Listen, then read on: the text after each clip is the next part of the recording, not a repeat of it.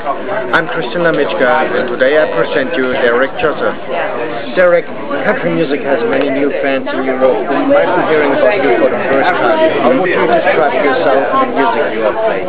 Kind of across two mainstream artists. I'll give you one, would probably be Jason Aldean, crossed with Jake Owen, and a little bit of Garth Brooks thrown in. I like to have my shows are high energy, up-tempo music mostly, stuff that's going to get people on their feet.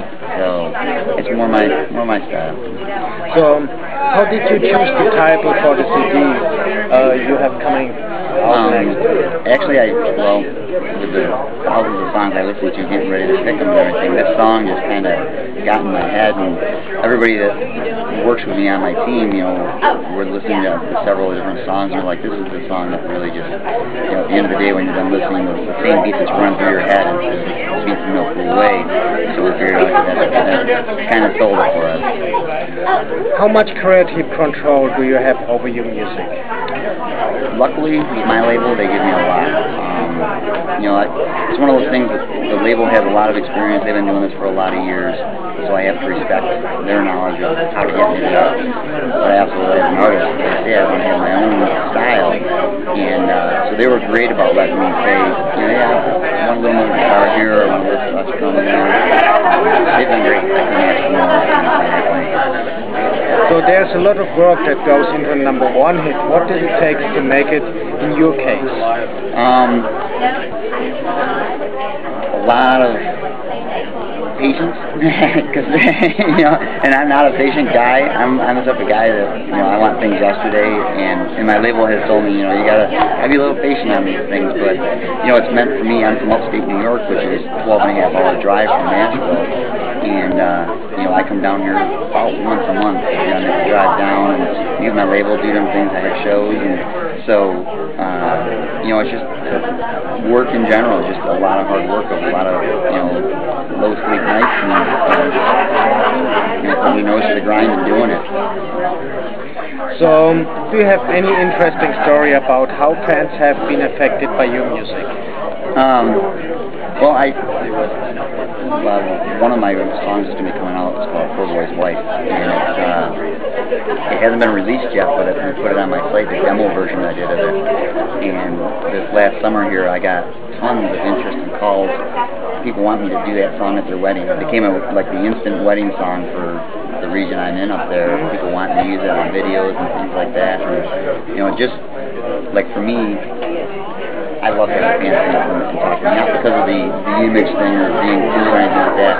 I like it when younger artists come up to me and say, man, you're making, you're doing what I want to do, and I try to be very open with them of, this is what you need to do to get here, this is what I did, and country fans are different in the fact that they really want to know you as a person as compared to just, I like these songs that you do.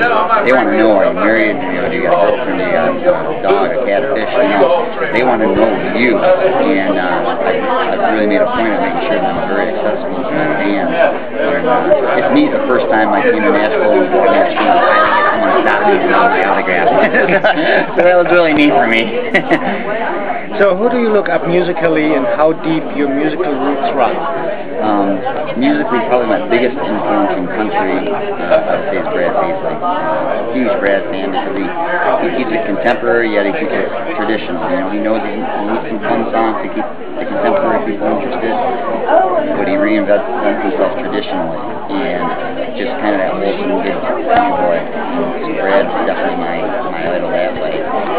Let me see that picture. And as far as roots, my grandfather was a huge influence on me coming up. My parents were watching Peninsula, and my grandparents basically raised me. My grandfather had a farm. I fed chickens and milked cows and things like that as a kid.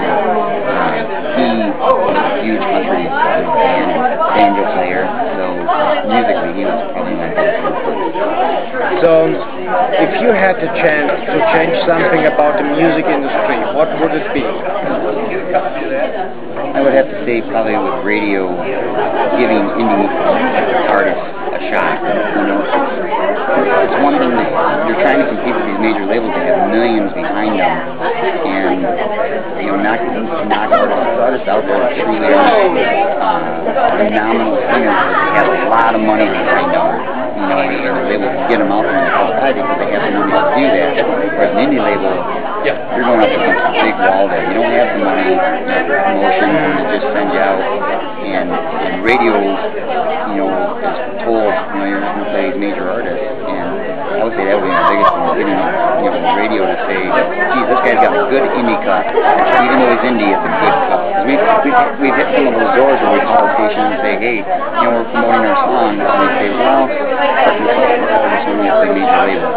Okay. So that doesn't make it a great song just because it's a major label song. It just makes it a major label song. You know, and there's, like, and not because it's my song, there's a lot of great indie stuff out there from some great artists. You won't ever see airplay because we're indie. That would be okay. So, are you doing anything to take country music beyond its current borders, or are you happy where it is? I hope to, as the label lets me expand a little more. We're trying to get out there with more my traditional side as well as, you know, my more contemporary side. But I want to be able to take it to more like the southern rock side where I'm very comfortable with, and stand out a little bit, you know, keeping traditional sounds with maybe some southern rock lyric type things. You know, I'm a very competitive guy, and, you know, so that to me in my nature is I want to go in and do something that nobody else is doing and make it mainstream. So as I get my name more out there and I can get a little crazier with those things, I'm hoping that's what I'll be able to do with it. So thanks for the interview. Thank you very much for having me. It's great. Great.